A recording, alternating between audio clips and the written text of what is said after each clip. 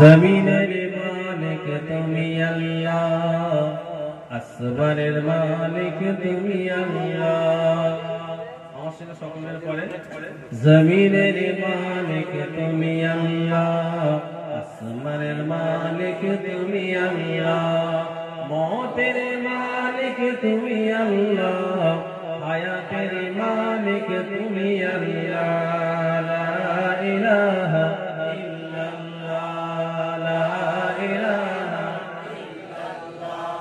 لا إله إلا الله حسبي ربي جل الله حسبي ربي جل الله ما في قلبي غير الله نور محمد صلى الله لا إله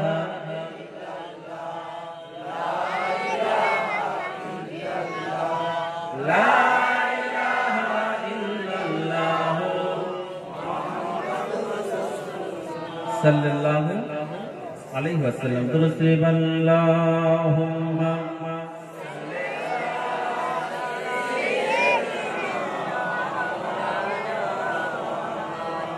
وعلى آل سيدنا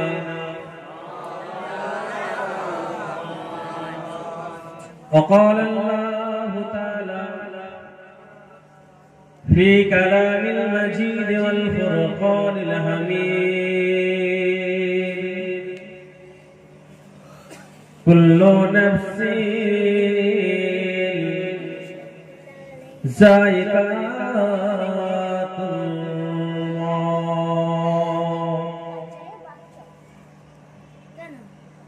قال رسول الله صلى الله عليه وسلم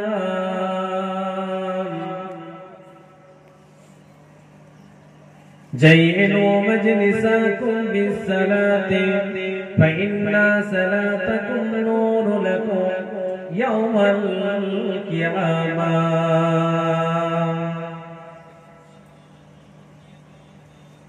وقال الله تعالى في كلام المجيد والفرقان الحميد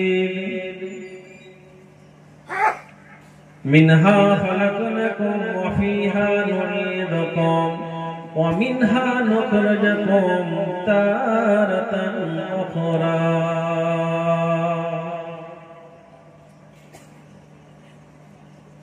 قال رسول الله صلى الله عليه وسلم اللهم إني أعوذ بك من عذاب القبر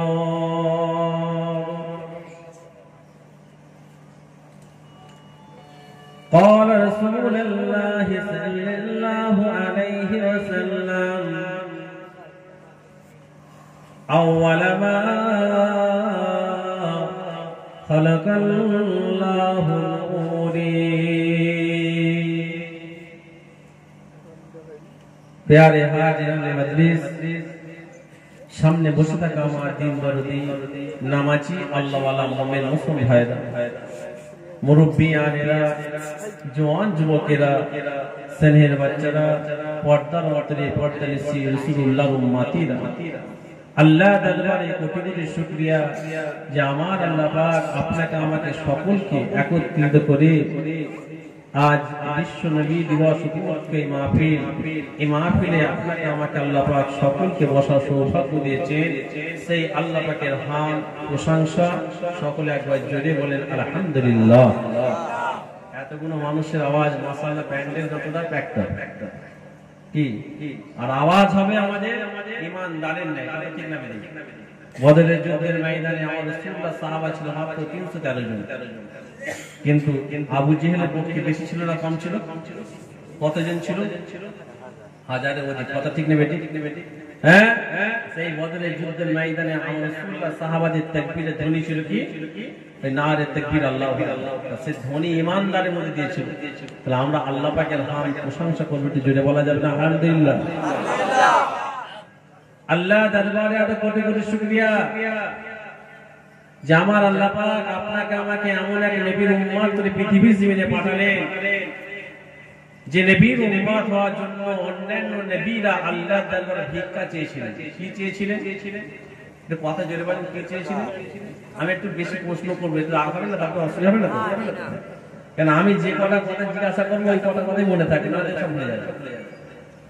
অন্যান্য নবীরা আমার রাসূলুল্লাহর উম্মত হওয়ার জন্য ভিক্ষা চেয়েছিলেন। আচ্ছা, ভিক্ষা চেয়েছিলেন, দোয়া চেয়েছিলেন?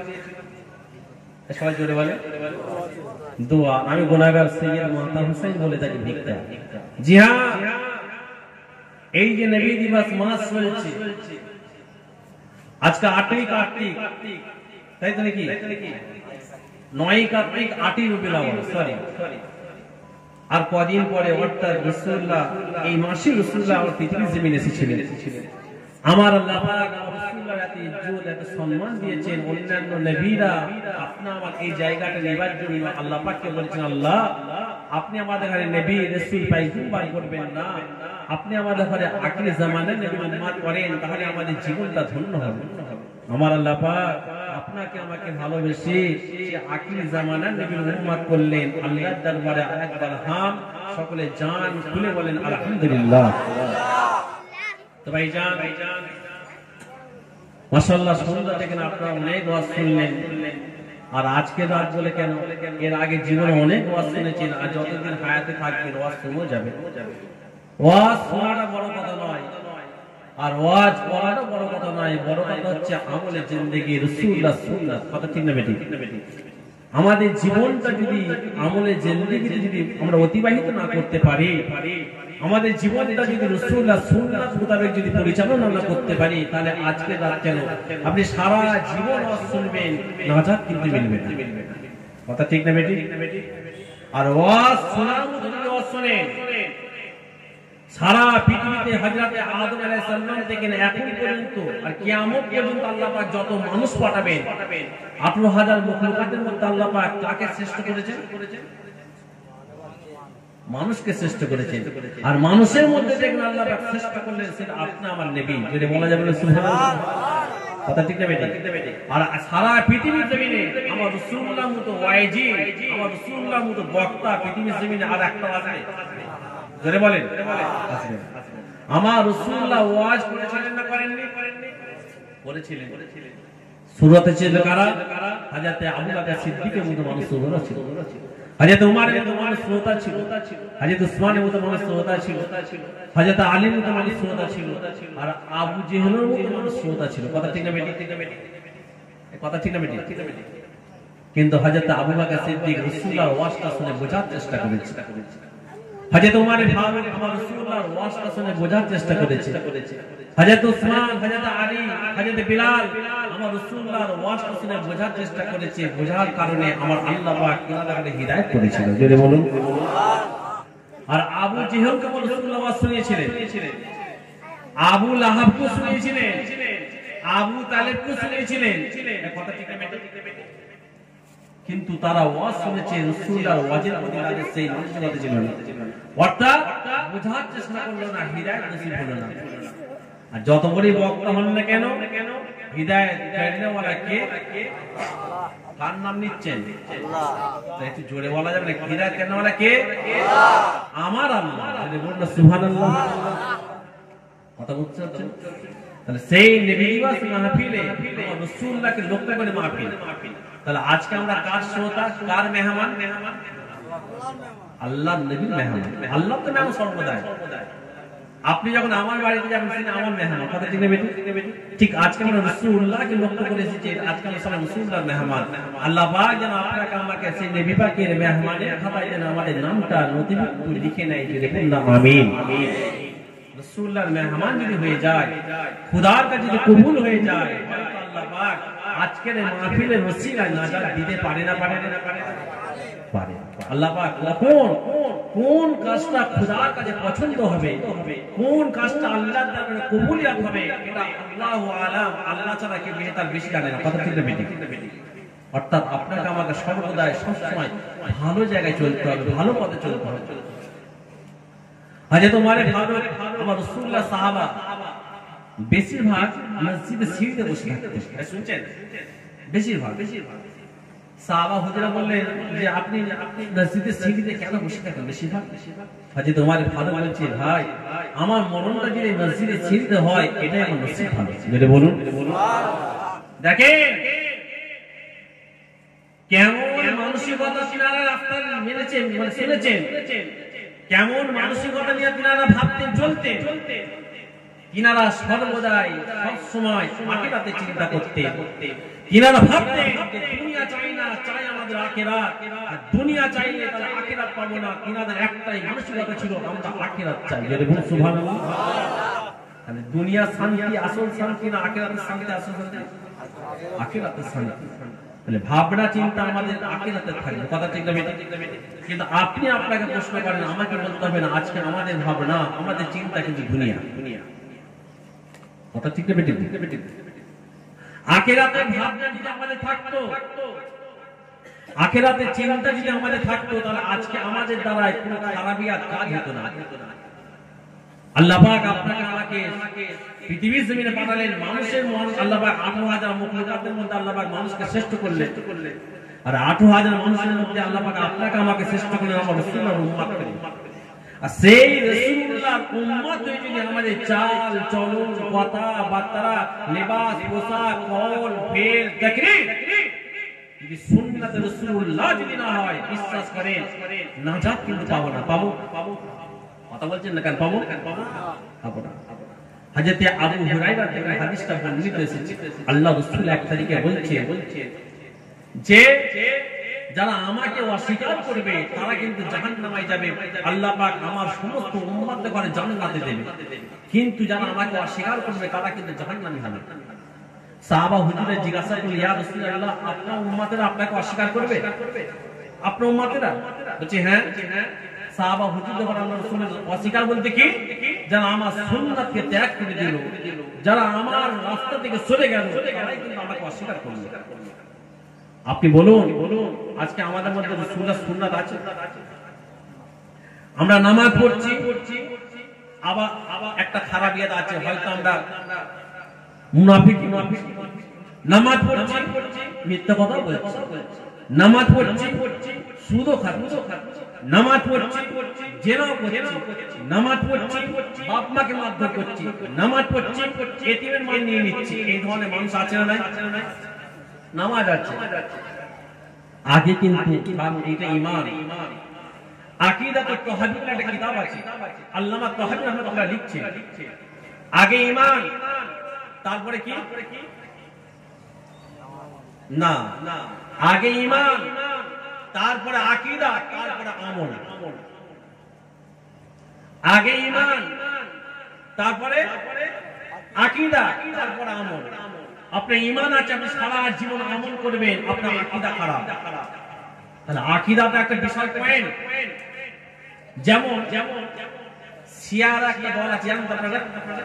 শিয়াদের নামাজ আছে, রোজা আছে, হজ আছে, তাসবিহ আছে, যাকাত আছে, দান আছে, খায়রাত আছে, সব আছে, কিন্তু ওদের আকীদায় ওদের নবী কে বলি? আলী, হযরত আলী। তার বলুন ওদের নামাজ, রোজা, হজ, যাকাত, তাসবিহ, তিলাওয়াত, দান, খায়রাত সব আছে। ওরা আমার রাসূলুল্লাহকে রাসূল বলে মানলো না, মানলো হযরত আলীকে। বলুন ওদের নামাজ, রোজা, হজ, যাকাত, তাসবিহ, তিলাওয়াত, দান, খায়রাত আমার খোদার কাছে পছন্দ হবে? কবুল হবে না? আকীদা খারাপ। তাহলে আকীদা ঠিক করতে হবে। নামাজ যদি আপনি এক ওয়াক্ত ছেড়েও গেল, আল্লাহ হয়তো আপনাকে মাফ করতে পারে। আপনার আকীদা যদি গন্ডগোল হয়ে যায়, তাহলে আপনি সারা জীবন নামাজ পড়বেন, আকীদা গন্ডগোল হবার কারণে আপনাকে জাহান্নামে যেতে হবে। আমার নানাজান আশিক রাসূল ছোট হুজুর পিতার একটা কথা বলতেন, বাবা গুনাহগার হয়ে মরবে, একদিন না একদিন আল্লাহ তোমাকে জান্নাতে দেবে। ঈমান নেবে, ঈমান নিয়ে যেন গুনাহগার হয়ে থাকো, কিন্তু ফাসিক হয়ে ঈমান হারা হয়ে যেও না। ঈমান হারা যদি হয়ে যাও আর কিন্তু জাহান্নাম থেকে কোনোদিন নাজাত পাবে না। কথা ঠিক না বেঠিক? আমরা অনেকে আছি দেখবেন সারা জীবন নামাজ পড়ি, রোজা রাখছি, দান রাখছি, কিন্তু মরণের সময় হয়তো আমাদের ঈমানটা হারিয়ে ফেলে। অনেকে কথায় ভয়তে বলে ফেলে নামাজ পড়ে কি হবে, এরকম কথা বলি না? খবরদার, ঈমান চলে যাবে। কথা বুঝতে পারছেন না? আমাদের ঈমানটা হচ্ছে বলছে কচু পাতায় যেমন পানি থাকে, ঠিক পানিতে যেমন সবসময় টলমল করে, ঠিক ঈমানটা ওই ধরনের কথাই কথাই ঈমান না চলে যায়। এই জন্য কথাবার্তার মধ্যে আমাদের সবসময় সচেতনতা রাখতে হবে। কথা ঠিক না বেটি? আর ঈমান হারা যদি হয়ে যায় তাহলে সব বেকার হয়ে যাবে। অর্থাৎ আল্লাহ পাক যেন আপনাকে আমাকে যখন দুনিয়া থেকে নিয়ে নেবেন যেন ঈমানের সাথে যেন মওত দেয়, সকলকে যেন আল্লাহুম্মা আমিন। সেই রাসূলুল্লাহ মাহফিল আজকে এসেছি। আমার রাসূলুল্লাহ আজকে যে মাহফিল করেছে, আমার রাসূলুল্লাহ কি করে নেকি দরকার আছে এই কথা বলেন? আমরা অনেকে দেখবেন বাপ মায়ের নামে ইসলে সব করি না, দাদু দাদির নামে করি। কেন করি? তাদের রুহে মাগফিরাতের জন্য, তাদের রুহে নেকি পৌঁছানোর জন্য। কথা ঠিক বেটি? তাহলে আজকে আপনারা কেন করেছেন? রাসূলুল্লাহ কি নেকি দরকার আছে? না, আজকের মাহফিলের ওসিলায় যদি আল্লাহ পাক আপনাকে আমাকে নাজাত দেয়, কথা ঠিক না বেটি? আপনি দেখবেন একটা ফাঁকা জায়গায় একটা বল ছুড়লেন, বলটা আপনার দিকে আসবে? আসবে? আর যদি দেওয়ালে ছড়ে ফিডব্যাক আপনার দিকে কিন্তু বলটা আসবে। ঠিক ঠিক রাসূলুল্লাহর মাহফিল আমরা এই কারণে আছি, আমরা ফিডব্যাক পাবো। অর্থাৎ দেওয়ালে যেমন বল মারলে বলটা আপনার দিকে আসে, ঠিক রাসূলুল্লাহর মাহফিলে আসলে রাসূলুল্লাহ রূহানি ফায়েজ নেক নাজাত যদি আমার প্রতি হয়ে যায়, আমার আল্লাহ খুশি হয়ে যাবে। আমার আল্লাহ যখন কোনো বান্দার উপরে খুশি হয়ে যায়, আমার আল্লাহ তাকে দয়ার জান্নাত দিয়ে দেন। আর যদি বলে রাসূলুল্লাহ সামনে যদি গুস্তাখি হয়, তাকাব্বুরি, রিয়া, এই নবী দিবস করে কি হবে? এই ধরনের মানসিকতা আছে না নাই? কত পাবেন? মাশাআল্লাহ, তো ওয়াজ শোনার অভাব নাই। সুরাতের থেকে এখন বক্তা বেশি। কথা ঠিক না বেটি? এই কথা বলেন। হ্যাঁ, এখন গুরুর থেকে দালাল বেশি। কথা ঠিক না বেটি? কিন্তু অভাব আপনাদের এখানে যদি সবাইকে বলা হয় কম বেশি 1 ঘন্টা 2 ঘন্টা যদি ওয়াজ করতে বলা হয়, ওয়াজ করে দেবে না? কোনো ব্যাপার না। কিন্তু আমাদের আমলটা, আমার রাসূলুল্লাহ 1 তারিখে মদিনার রাস্তা দিয়ে হেঁটে হেঁটে যাচ্ছেন। আজকে নবী পাককে নিয়ে তো আলোচনা করি, অসুবিধা নাই তো আপনাদের? আরে রাসূলুল্লাহর জন্য সবকিছু। কি গো, আমাদের জানটা আমার রাসূলুল্লাহর জন্য। কথা ঠিক না বেটি? আমার নবী পাক মদিনার রাস্তা দিয়ে হেঁটে হেঁটে যাচ্ছেন, সাহাবা হুজুরা রাসূলুল্লাহর সঙ্গে আছে। যেতে যেতে আল্লাহ রাসূল হঠাৎ করে দাঁড়িয়ে গেলেন। সাহাবা হুজুরা বলে, ইয়া রাসূলুল্লাহ, বিয়াদবি ক্ষমা করবেন। সাহাবা হুজুরা রাসূলুল্লাহর সঙ্গে যখন কোনো কথা বলতেন আগে বলতেন বিয়াদবি মাফ করবেন, গুস্তাখি যদি হয়ে যায়। ইয়া রাসূলুল্লাহ, আপনি দাঁড়ালেন, বলছে ওই যে দূরে একটা ঘর দেখতে পাচ্ছেন, একটা বাড়ি দেখতে পাচ্ছেন, এই বাড়িটা কার? আমার রাসূলুল্লাহ সাহাবা হুজুরা বলে, ইয়া রাসূলুল্লাহ, আপনার এক সাহাবা হযরত আবু আইয়ুব আনসারী সাহাবা। যদি বলুন সুবহানাল্লাহ। আমার রাসূলুল্লাহ বলল, যাও তো, একদিন যাও তো, যে দেখো তো আমার আবু আইয়ুব আনসারী বাড়িতে কি হচ্ছে। এক সাহাবা গেলেন, যে দরজা আওয়াজ হচ্ছে, হযরত আবু আইয়ুব আনসারী দরজা খুললেন। আমার রাসূলুল্লাহ সাহাবাকে দেখলেন, দেখার পর সালামটা দিলেন। যদি বলুন সুবহানাল্লাহ। এক অপর মুসলমানকে দেখলে কি দেবে? সালাম দেবে। কি ভাই, কি খবর? না আপনার বাড়িতে কি হচ্ছে? না কিছুই তো হচ্ছে না। কি হচ্ছে বলুন?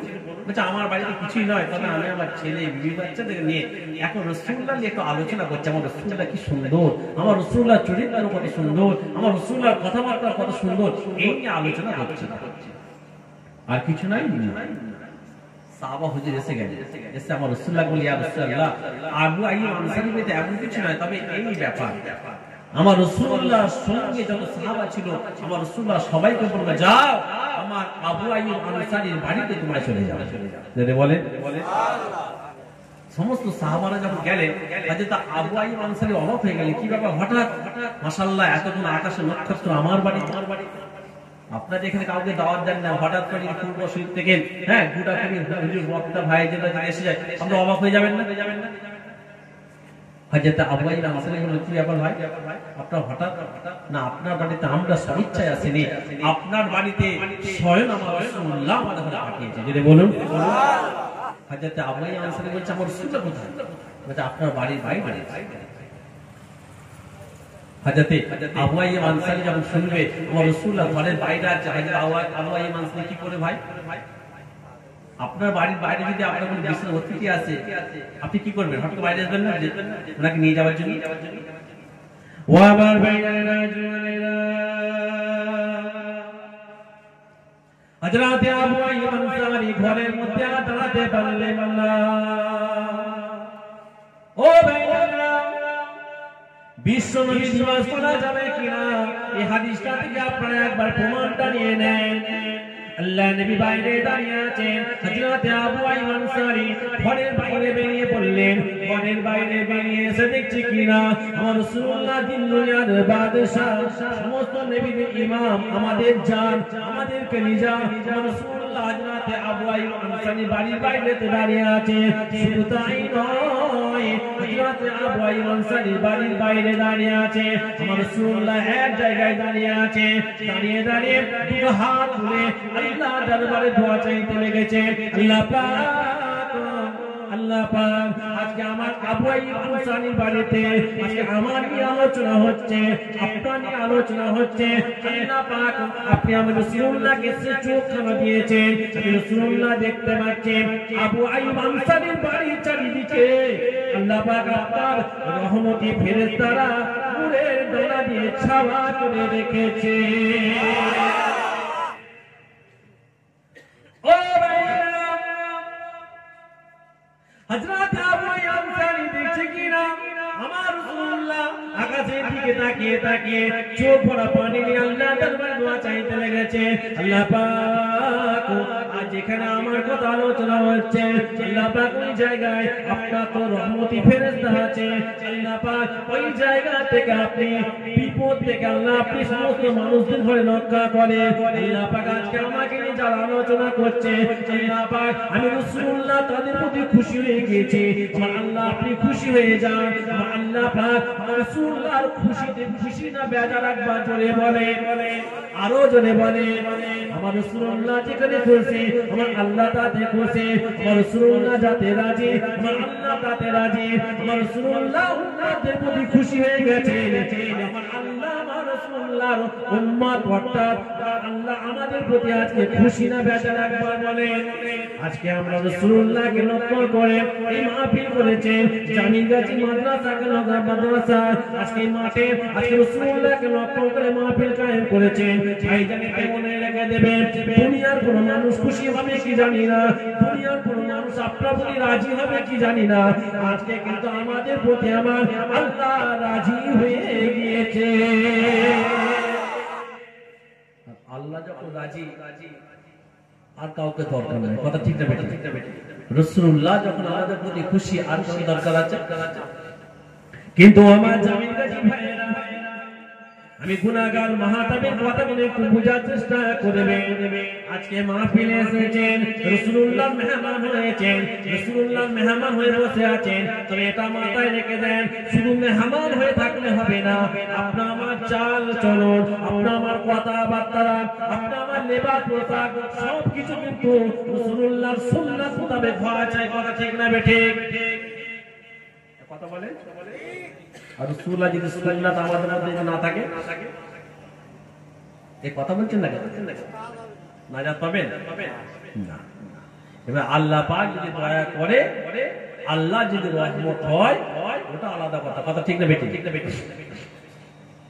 ও আমার ভাইরা জওয়ানেরা ও তরুণেরা একটা কথা মাথায় রেখে দেবেন আল্লাহ পাক আপনাকে আমাকে আখিরি জামানা নবীর উম্মত করে পাঠিয়েছেন আজকে আপনাকে আমাকে আজকে সে আখিরি জামানা নবীর উম্মতের মাহফিলের খাতা আল্লাহ পাক পাঠিয়েছেন আজকে নবী দিবস উপলক্ষে মাহফিল করেছেন ভাইজান এটা মাথায় রেখে দেন দুনিয়া জমিনে আপনি আজ পর্যন্ত অনেক মাহফিলে বসেছেন হযরতে খাজা মাইনুদ্দিন হুজুরের নামে ইসলে সওয়াব হয় সেখানে আপনি যে বসেন আমার দাদা পীরের নামে ইসলে সওয়াব হয় ওই জায়গায় আপনি যে বসেন হযরতে বড় পীর আব্দুল কাদের জিলানীর নামে ইসলে সওয়াব হয় ওই জায়গায় আপনি বসেন ওই বসা ওই মাহফিল আজকের মাহফিল এক না অনেক পার্থক্য কথা বলেন এক না পার্থক্য অনেক পার্থক্য আজকে রাসূলুল্লাহকে লক্ষ্য সে রাসূলুল্লাহ মেহমান হয়েছে রাসূলুল্লাহর উম্মত বলে আজকে দাবি করি আমরা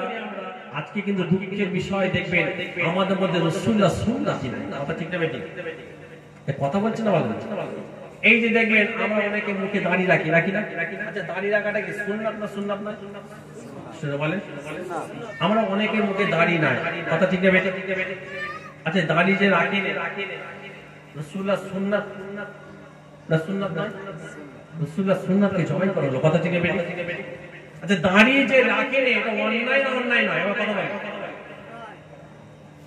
দেখেন অন্যায়টা অন্যায় বলতে হবে। আপনি গুনাহ করেছেন, গুনাহটাকে গুনাহ মনে করতে হবে। কথা ঠিক না বেটা?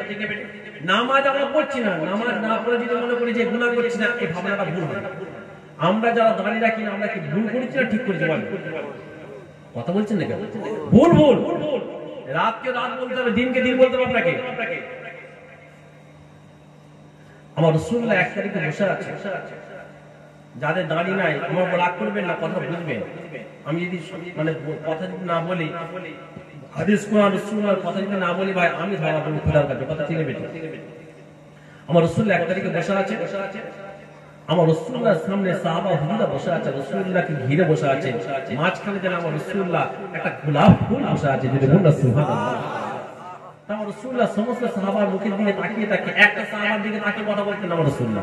কারণ অন্য সাহাবাদের মনে যদি ভাবে হয়তো আমার রাসূলুল্লাহ আমাকে পছন্দ করে না, আমার রাসূলুল্লাহ ঘুরে ঘুরে কথা বলতেন। কিতাবে এসেছে সমস্ত সাহাবার মুখের দিকে তাকিয়ে তাকিয়ে ঘুরে ঘুরে কথা বলতেন যে কেউ না আমার প্রতি মানে নারাজ হয় না। কিন্তু সাহাবা হুজুরদের এত আদর ছিল, এখন তো সব বিয়াদত হয়ে গেছে। এত আদর ছিল, আমার রাসূলুল্লাহ যখন এই সাহাবার দিকে তাকিয়ে কথা বলতেন, এই সাহাবা কিন্তু রাসূলুল্লাহ চোখের দিকে তাকাতো না।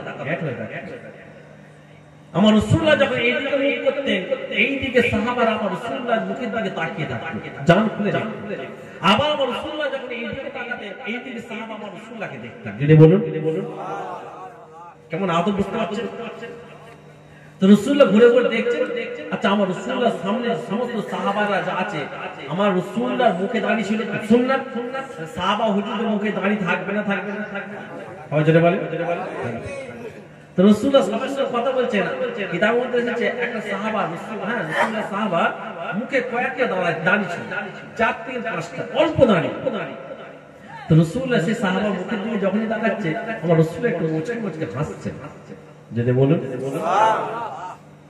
সেই সাহাবা হুজুর ভাবছে যে আমার রাসূলুল্লাহ আমার মুখের দিকে তাকিয়ে তাকিয়ে হাসছে, আমার কয়েকটা দাড়ি আছে বলে হয়তো রাসূলুল্লাহ আমাকে একটা ঠাট্টা ভাবছে, 2-4টা দাড়ি।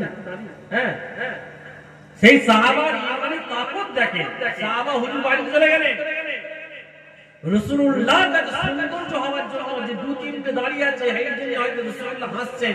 বাড়িতে যে সাফা ওই 2-3টে দাড়ি চেয়েছে। কেন চাচ্ছিলেন? রাসূলুল্লাহ আমাকে খাইতে 2-4টা আছে বলে খারাপ লাগছে না, মাঝে মাঝে হাসছে, রাসূলুল্লাহর কাছে ভালো হওয়ার জন্য চাচ্ছেন। দেখেন এনাদের ভাবনা কেমন। পরের দিন রাসূলুল্লাহ দরবারে আসলেন, রাসূলুল্লাহ দরবারে এসে সাহাবা হুজুর সালাম দিলেন। আল্লাহ রাসূল যখন কোনো সাহাবা সালাম দিতেন, তার মুখের দিকে তাকাতেন, অন্যদিকে তাকিয়ে উত্তর দিতেন না। সাহাবা হুজুর দুঃখ পায়। রাসূলুল্লাহ যেমনি উত্তর দিতে গেলেন, দেখছে সেই সাহাবা মুখে আর দাড়ি কাটা নাই। রাসূলুল্লাহ মুখটা ঘুরিয়ে নিলেন, সালামের জবাবটা দিলেন। ও আমার ভাইয়েরা জওয়ানেরা,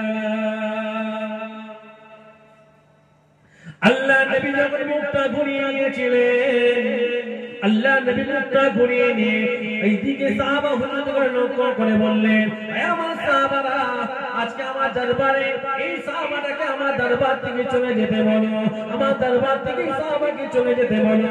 সাহাবা হুজুরকে যখন এই কথা বললেন, যার মুখে দাঁড়িয়ে আজকে নাই, ওই সাহাবাটা ঝকঝক করে কাঁদতে লাগলেন। কাঁদতে কাঁদতে আমার রাসূলুল্লাহকে বলতে লেগেছেন, ইয়া রাসূলুল্লাহ হাবিবাল্লাহ, হুজুর আপনি মাফ করে দেন, হুজুর আপনি ক্ষমা করে দেন, আপনার দরবার থেকে আমাকে কেন তাড়িয়ে দিচ্ছেন? ইয়া রাসূলুল্লাহ হাবিবাল্লাহ, আপনার দরবার থেকে আজকে আমাকে তাড়িয়ে কেন দিচ্ছেন? যদি আপনি হয়ে থাকেন আপনি আমাকে বলেন, কি কারণে আপনি আমাকে আপনার দরবার থেকে তাড়িয়ে দিচ্ছেন? আপনি তাড়িয়ে দিচ্ছেন কি কারণে? ও ভাইরা, যাদের মুখে দাঁড়িয়ে নাই তারা কিন্তু আমার প্রতি রাগ করবেন না। হাদিসটা ভালোভাবে শুনে বোঝার চেষ্টা করেন। আল্লাহ রাসূল সাহাবাকে বলতে লাগলেন, অন্য সাহাবাদের লক্ষ্য করে বললেন, হে আমার সাহাবা, আমার এই সাহাবাকে আমার দরবার থেকে চলে যেতে বলো, আমি আমার এই সাহাবার মুখের দিকে তাকাবো না। সালামের জবাব পরের কথা, আমি আমার সাহাবার মুখের দিকে তাকাতে চাই না। এই সাহাবা হুজুর ঝরঝর করে আমার রাসূলুল্লাহর কদম খানা জড়িয়ে ধরে বলতে লাগলেন, ইয়া রাসূলুল্লাহ হাবিবাল্লাহ, হুজুর বেয়াদবি maaf করে দেন, বেয়াদবি ক্ষমা করে দেন, আপনার দরবার থেকে আমাকে কেন তাড়িয়ে দিচ্ছেন? ইয়া রাসূলুল্লাহ, আপনার কদমে আমার পিতামাতার জান কুরবান, আপনার কদমে আমার জান কুরবান। ইয়া রাসূলুল্লাহ, আপনার জন্য আমি আপনার নগণ্য সাহাবা আমার জানটা দিতে পারি। ইয়া রাসূলুল্লাহ, আপনার দরবার থেকে যদি আমাকে তাড়িয়ে দেন, আপনার দরবার থেকে যদি আমাকে বিতাড়িত করে দেন, সহ্য করতে পারবো না। ইয়া রাসূলুল্লাহ, দুনিয়ার সমস্ত কষ্টকে সহ্য করে নিতে পারবো, দুনিয়ার সমস্ত কষ্টকে সহ্য করে নেব। কালকে আমাদের ময়দানে, মাশারের ময়দানে মাথার কাছে সূর্যটা নেমে আসবে, সেই কষ্টটা সহ্য করে নিতে পারবো। জমিনটা তামান্নায় লাল হয়ে যাবে, সেই কষ্ট সহ্য করতে পারবো। ইয়া রাসূলুল্লাহ, আপনার দরবার থেকে যদি আপনি আমাকে তাড়িয়ে দেন, আপনার দরবার থেকে যদি আপনি আমাকে বিতাড়িত করে দেন, আমি কিন্তু সহ্য করতে পারবো না। আল্লাহর নবীর কদম কাটা জড়িয়ে কাঁদতে লেগেছে। আল্লাহর নবী তাইমে বলতে লেগেছে, বাবা আমি তোমার মুখের দিকে কেমন করে তাকাবো? আজকে তোমার মধ্যে রাসূলুল্লাহর একটা সুন্নাত নাই, অর্থাৎ তোমার মুখের মধ্যে কালকে যে দাড়ি করা ছিল, আজকে তোমার মুখের মধ্যে দাড়ি নাই। রাসূলুল্লাহর সুন্নাত কি জবাই করেছো? রাসূলুল্লাহ এই মানে তোমার প্রতি নারাজ হয়ে গেছে। ও বেঈমানেরা, ওই সাহাবা ঝরঝর করে কাঁদতে কাঁদতে আমার রাসূলুল্লাহকে বলতে লেগেছে, ইয়া রাসূলুল্লাহ, ইয়া হাবিবাল্লাহ,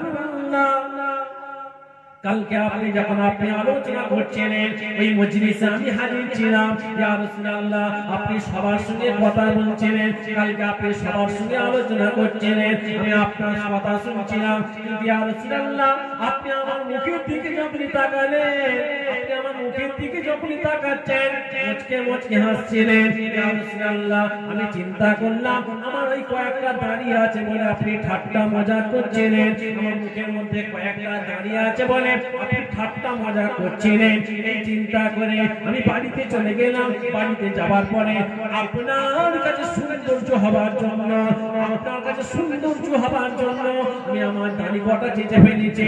আল্লাহর নবী ওই টাইমে বলেছিলেন, আমার সাহাবা শোনো শোনো, কালকে আমি তোমার সঙ্গে যখন কথা বলছিলাম, আমি তোমার দিকে তাকাচ্ছিলাম, অন্যান্য সাহাবা মুখে সবাই দাঁড়িয়ে আছে, যাদের মুখে দাঁড়িয়ে আছে আল্লাহ পাকের রহমত তাদের প্রতি আছে, তোমার মুখে কয়েকটা দাঁড়িয়ে আছে। তোমার দিকে যখনই তাকাচ্ছিলাম, তোমার ওই কয়েকটা দাড়ি ধরে ফেরেশতারা ধরে খেলা করছিল।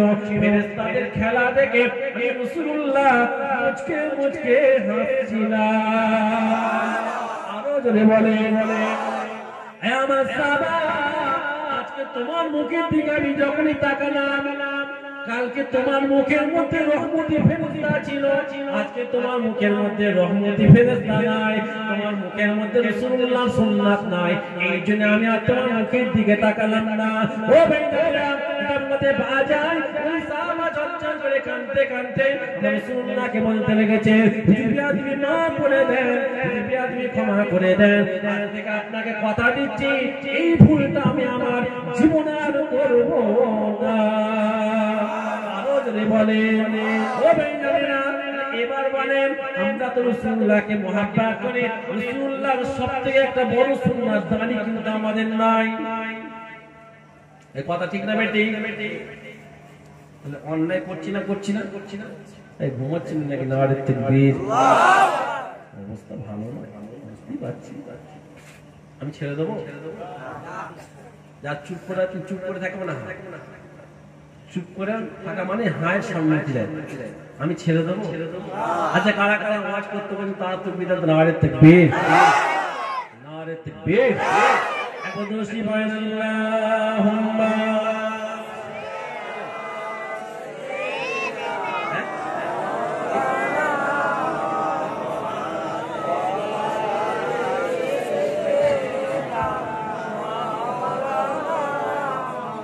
मोहब्बत से अल्लाहुम्मा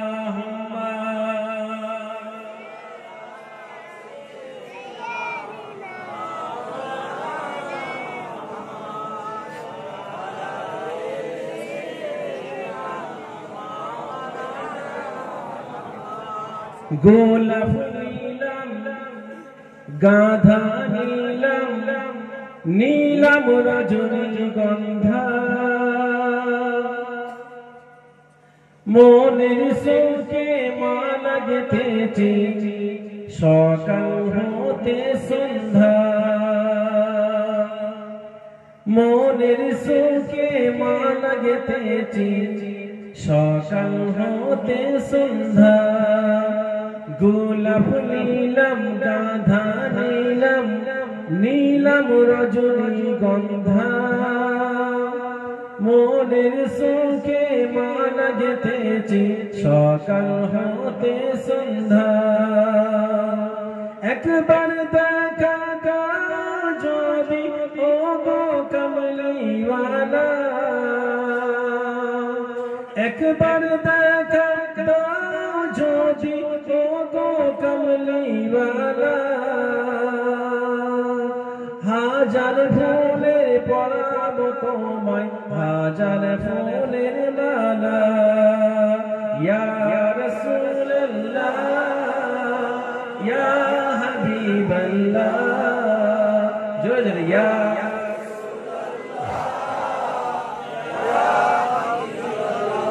ইয়া রাসূলুল্লাহ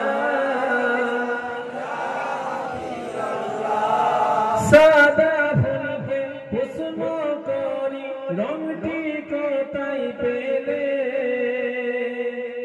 সাদা ফুলকে কুসুম করি রংটি কোথায় পেলে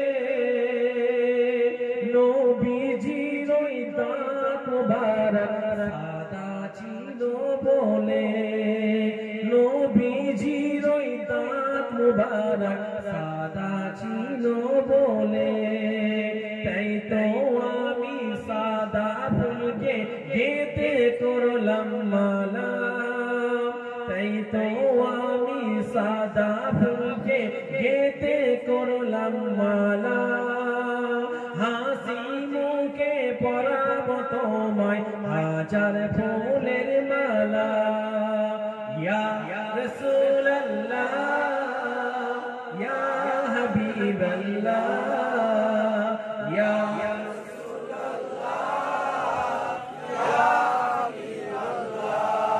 ইয়া রাসূলুল্লাহ লাল ফুলকে কুসুম করি রংটি কোথায় পেলে লাল ফুলকে কুসুম করি রংটি কোথায় পেলে নবীজির ওই খুন মুবারক লাল ছিল বলে নবীজির ওই খুন মুবারক লাল ছিল বলে তাই তো আমি লাল ফুলকে গেঁথে করলাম মালা তাই তো আমি লাল ফুলকে গেঁথে করলাম মালা হাসি মুখে পরাবো তোমায় হাজার ফুলের মালা ইয়া রাসূলুল্লাহ ইয়া রাসূলুল্লাহ ইয়া হাবিবাল্লাহ ইয়া রাসূলুল্লাহ আমার ভাই জানছে কথা বলছিলাম তাহলে দাঁড়িয়ে আমরা রাখিনি অন্যায় করছি না করিনি ভাই এক কথা বলে আর যারা দাঁড়িয়ে রেখেছে তারা অন্যায় করছে না করেনি তারাও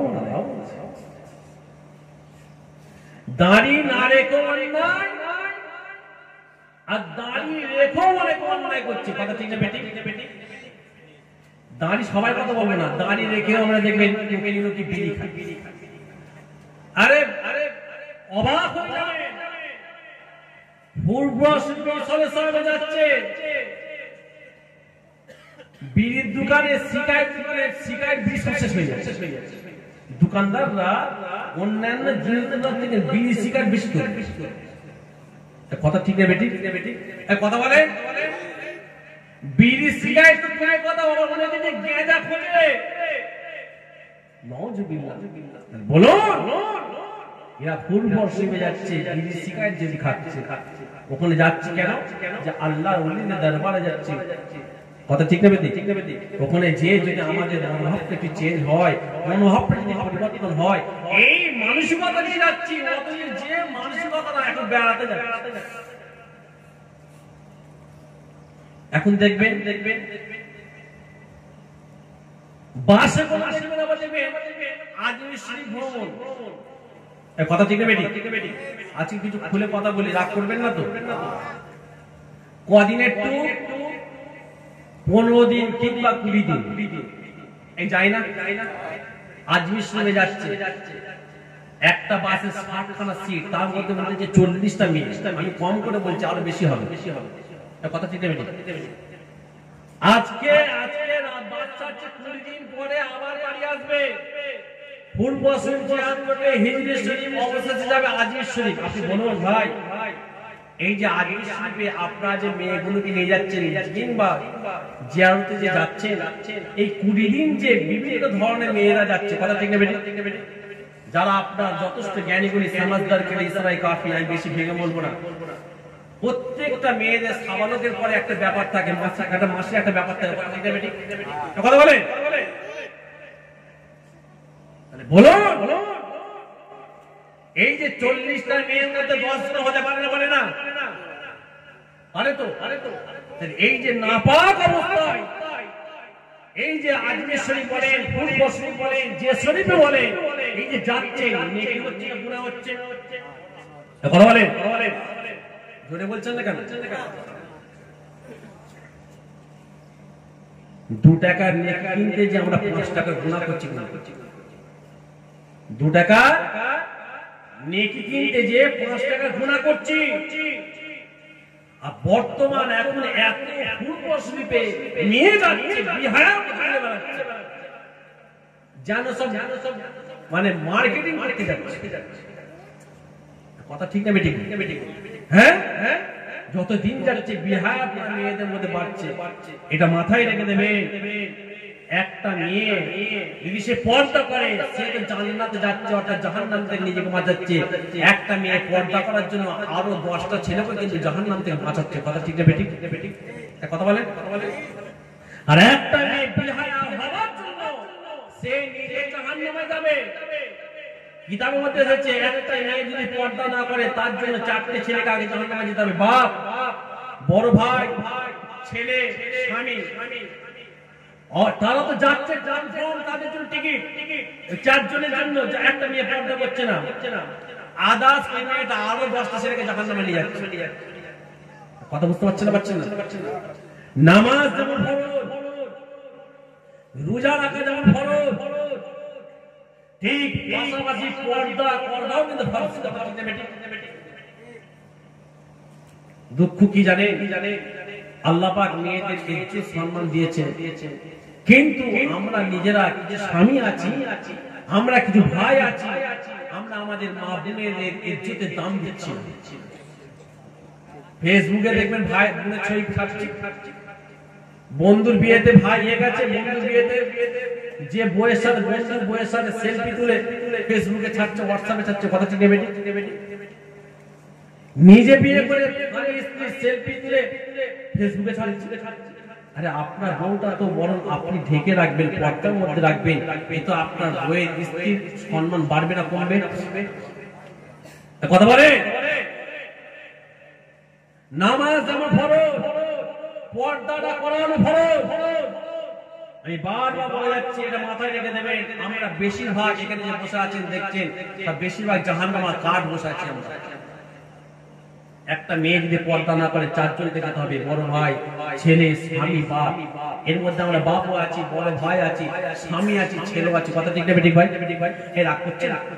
তাহলে বলবো না পর্দা করান, পর্দা করান, পর্দা করান।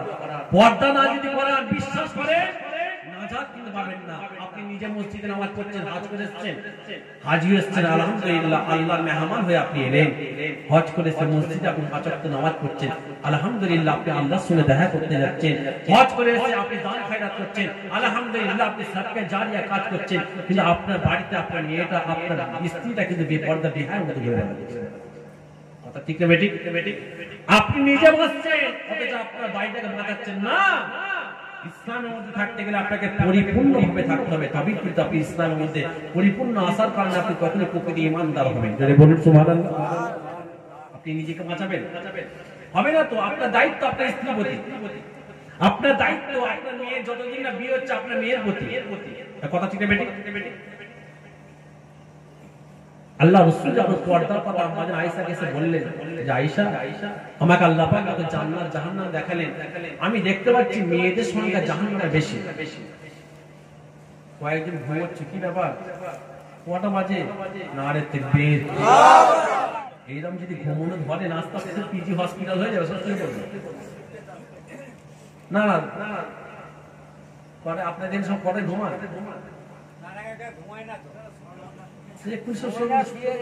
হ্যাঁ, লাস্ট টাইমে আম গাছ বলবো, আপনার গাছ গাছ শুনবেন, এই না হয়ে যায়। নারে তাকবীর, নারে তাকবীর। যে কথা বলছিলাম, আল্লাহ রাসূল আমাদের আয়েশাকে, আয়েশা জাহান্নামের মধ্যে মেয়েদের সংখ্যাটা আমি রাসূলুল্লাহ বেশি দেখা। আমাদের আয়েশা জিজ্ঞাসা করলেন, ইয়া রাসূলুল্লাহ, মেয়েদের সংখ্যাটা জাহান্নামে বেশি হওয়ার কারণটা কি? ইয়া রাসূলুল্লাহ, আল্লাহ রাসূলকে তখন যখন জিজ্ঞাসা করেছে আমার রাসূলুল্লাহ আমাদের আয়েশাকে, আয়েশা জাহান্নামের মধ্যে মেয়েদের সংখ্যা দুটো কারণে বেশি হবে। কটা কারণ? দুটো। এক নম্বর কারণ হচ্ছে যদি কোনো মেয়ে তার স্বামীর মনে দুঃখ দেয়, স্বামীর মনে ব্যথা দেয়, স্বামীর মনে ব্যথা দিবার কারণে আল্লাহ রাসূল বলছে ওই মেয়েটা জাহান্নামের কাঠ হবে। বেশিরভাগ দেখবেন আমাদের বাড়ির মেয়েরা আছে, বউয়েরা আছে, স্বামীর সঙ্গে দেখবেন কথা যখন বলে ঝেঁঝিয়ে কথা বলে। কথা ঠিক না বেটি? এই কথা ঠিক না বেটি? মেয়েদের আবার রাগ হবে না, বয়ে যাবে।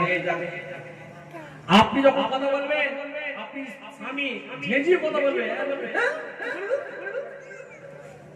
আপনি বাড়িতে কাজ করে যখন বাড়িতে এসে যদি বউকে মানে কইব এক গ্লাস পানি দেবে, কি বলে বলুন তো? হ্যাঁ, কেন এনে হয় না? কি করে জানলেন যে ছেলে খাও? নিশ্চয়ই কিছু ঘটে, নাহলে বটে গেলে কি? হ্যাঁ, ছেলেটা এত কাজে পেরেশান আছে, আর ওই জায়গায় যদি অন্য কোনো পরপুরুষ আসে, বসেন বসেন বসেন, পানি তো দূরের কথা, বলে শরবত নেবু দেবো। কথা ঠিক না বেটি? আমার রাসূলুল্লাহ বলছে ওই মেয়েটা জাহান্নামের কাঠ হবে। অবশ্যই আপনি আপনার রিলেটিভ যখন এসেছে, আপনি তাকে যথেষ্ট আপনি মেহমানকে, হ্যাঁ মেহমানদারি করতে সুন্নাত বলবেন, কিন্তু আগে আপনার স্বামী। কথা ঠিক না বেটি? মেয়েরা একটা কারণ। দ্বিতীয় নম্বর কারণ আম্মা আয়েশা বলছে, ইয়া রাসূলুল্লাহ দ্বিতীয় নম্বর কারণ আল্লাহ রাসূল বলছে একটা মেয়ে যদি পর্দা না করে, মেয়েরা পর্দা না করার জন্য জাহান্নামে যাবে। ও আমার ভাইরা জওয়ানেরা, আম্মা আয়েশা এই কথা শোনার পরে আমার রাসূলুল্লাহ সামনে দাঁড়িয়ে চোখের মধ্যে আল্লাহ রাসূলের সামনে দাঁড়িয়ে আম্মা আয়েশা কাঁদতে লাগলেন, ইয়া রাসূলুল্লাহ হাবিবাল্লাহ, এই কথা আপনি শোনালেন, এই কথা আপনি আমার সামনে বললেন, ইয়া রাসূলুল্লাহ হাবিবাল্লাহ, মেয়েরা পর্দা না করার জন্য জাহান্নামে যাবে।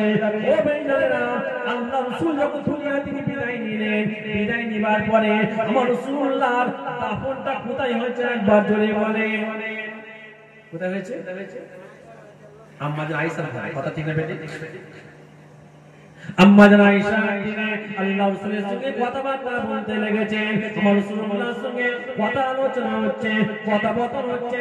এমন সময়তে আল্লাহ রাসূল আমাদের আম্মা জানকে বলতে লেগেছে, আয়েশা আমি রাসূলুল্লাহ তোমার থেকে একটা জিনিস চাইবো, সেটা কি তুমি আমাকে দেবে? ও জামিন গাছের মানুষেরা, আমার রাসূলুল্লাহ যখন আম্মা আয়েশাকে বলেছিলেন, আয়েশা আমি তোমার থেকে একটা জিনিস চাইবো, সেটা কি তুমি আমাকে দেবে? আমার রাসূলুল্লাহ আম্মা আয়েশা থেকে চাইছে, আম্মা আয়েশা দেবে না একবার বলেন, যদি বলেন। ও ভাইরা, আম্মা আয়েশা বলেছিলেন, ইয়া রাসূলুল্লাহ, ইয়া হাবিবাল্লাহ, বলেন আপনার জন্য আমি আয়েশা আমার জানটা কুরবান, আপনার জন্য আমার আব্বা জান আবু বকর কুরবান, আপনার জন্য আমার আম্মা জান কুরবান। ইয়া রাসূলুল্লাহ হাবিবাল্লাহ, আপনি আমার থেকে কি চাইবেন বলেন? আমার রাসূলুল্লাহ আম্মা জান আয়েশাকে বলেছেন, আয়েশা কুল্লু নাফসিন যায়িকাতুল মউত, মওত তো সবাই হবে। আমার আগে বহু নবী রাসূলকে আল্লাহ পাক পৃথিবীর জমিনে পাঠিয়েছে। আমার আগে আমার আল্লাহ পাক 1,24,000 ইখতিলাফে 2,24,000 নবী রাসূলকে আল্লাহ পৃথিবীতে পাঠিয়েছেন। সবাইকে দুনিয়া থেকে বিদায় নিতে হবে। আয়েশা রাসূলুল্লাহ দুনিয়া থেকে একদিন বিদায় নেব। ও বিবি আয়েশা, আমি রাসূলুল্লাহ যখন দুনিয়া থেকে বিদায় নেব, আমি তোমার কাছে একটা জিনিস চাই। আমার জানো আমি যখন দুনিয়া থেকে বিদায় নেব, বিদায় নেবার পরে যেন তোমার বাড়িতে অর্থাৎ আমি রাসূলুল্লাহ যে জায়গায় শুয়ে আছি এই জায়গায় যদি আমার কোনো কবরস্থান করা হয়, আমার যদি মাটির দাফনের ব্যবস্থা হয়, এটা তুমি রাজি নয়? আম্মা আয়েশা চোখ ভরা পানি নিয়ে ঝরঝর করে কাঁদতে কাঁদতে আমার রাসূলুল্লাহকে বলেছিলেন, ইয়া রাসূলুল্লাহ, ইয়া হাবিবাল্লাহ, ইয়া রাসূলুল্লাহ, এই কথা আপনি আমাকে বললেন, ইয়া রাসূলুল্লাহ, এই কথা আপনি আমাকে শোনালেন। আপনি যদি আমার বাড়িতে শুয়ে থাকেন, আপনার মাজারটা যদি আমি আয়েশার বাড়িতে হয়, শুধু আপনি যদি আমার বাড়িতে আপনার মাজারটা হয়, এই জায়গাটা ধন্য হয়ে যাবে। শুধু তাই নয়, কিয়ামত পর্যন্ত আপনার উম্মতেরা আপনার মাজারের জিয়ারত করতে আসবে। জিয়ারত যখন করতে আসবে, সবাই একটা কথা বলবে, রাসূলুল্লাহ যেখানে শুয়ে আছে এটা ছিল আম্মা জান আয়েশার ঘর। আরো জোরে বলে, ইয়া রাসূলুল্লাহ, ইয়া হাবিবাল্লাহ, আপনি আমার ঘরের মধ্যে আপনার দাফন হবে। ইয়া রাসূলুল্লাহ, এটা আমি আবার নারাজ হতে পারি, এটা আমি না বলতে পারি। ও ভাইরা, যে কথা বলতে যাচ্ছিলাম ওই দিকে ফিরে আসি। আল্লাহ রাসূল দুনিয়া থেকে বিদায় নিলেন। বিদায় নেবার পরে আল্লাহ রাসূলের দাফনখানা আম্মা জান আয়েশার ঘরের মধ্যে হয়েছে না হয়নি? জোরে বলেন, ওইখানেই হয়েছে। আল্লাহ রাসূল ইন্তেকালের পর দাফন হলে আম্মা জান আয়েশা আমার রাসূলুল্লাহর মাজারে জিয়ারত করতে যেতেন। যেটা বলুন, আর একটু জোরে বলা যাবে না? এখন অনেক দলমত বেরিয়েছে, অনেকে মতামতের অনেক বিভিন্ন দলমত আবার বলে জিয়ারত করা চলবে না। এই ধরনের আমরা কথা শুনতে পাই না? তাহলে হাদিস থেকে বর্ণিত আমার আল্লাহ রাসূলের জিয়ারত, কথা ঠিক না বেঠিক? তাহলে জিয়ারত করা সুন্নাত। যদি বলুন, আল্লাহ রাসূল বলছে তোমরা বেশি বেশি করে জিয়ারত করবে, কারণ তোমরা যখন ওই কবরের পাশে যে জিয়ারত করবে তোমাদের কবরের কথা বেশি বেশি স্মরণ হবে। আল্লাহ রাসূল ইন্তেকালের পরে আম্মা জান আয়েশা জিয়ারত করতেন। আল্লাহ রাসূল ইন্তেকালের পরে আমার রাসূলুল্লাহর পাশে তারপরে কাকে শোনানো হলো ইন্তেকালের পরে? হযরতে আবু বকর সিদ্দিক। হযরতে আবু বকর সিদ্দিক আমার আম্মা জান আয়েশা কে ছিলেন? যদি বলেন আব্বা জান ছিল। কথা ঠিক না? আল্লাহ রাসূলের পাশে হযরতে আবু বকর সিদ্দিককে শোনানো হলো, তখনও কিন্তু আম্মা জান আয়েশা জিয়ারত করতে যেতেন। তারপর হযরতে আবু বকর সিদ্দিকের পরে ওই জায়গায় পাশে কাকে শোনানো হলো? হযরত ওমর ফারুক। আম্মা জান আয়েশা জিয়ারত করা বন্ধ করলেন। শুনছেন? আল্লাহ রাসূল যতদিন ওখানে শুয়েছিলেন জিয়ারত করছিলেন। তারপর হযরত আবু বকর আম্মা জান আয়েশা তখন জিয়ারত করতেন। তারপর হযরত ওমর ফারুক যখন ইন্তেকাল করলেন, ওই জায়গায় যখন শুনলেন আম্মা জান আয়েশা জিয়ারত করা বন্ধ করে দিলেন। আম্মা জান আয়েশাকে জিজ্ঞাসা করা হলো যে আপনি হঠাৎ করে জিয়ারত করা কেন বন্ধ করলেন?